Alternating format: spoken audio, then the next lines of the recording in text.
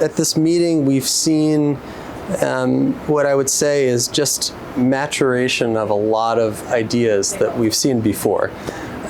So, several years ago, there was great excitement about immunotherapy in mismatch repair deficient tumors.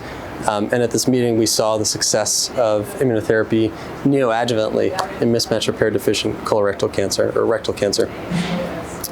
We've seen a lot of data over the past couple of years in terms of ctDNA or liquid biopsies, and then at this meeting, for the first time, we saw that that could be used to really dictate adjuvant therapy in colorectal cancer. In the past, we've seen data about left-sided versus right-sided colorectal cancer. At this meeting, we learned about how that can be used to actually guide therapy selections in terms of VEGF therapy versus EGFR-directed therapy. So I wouldn't say there were any huge surprises at this meeting, but I think a lot of important data that just builds on what we've learned about over the last couple of years.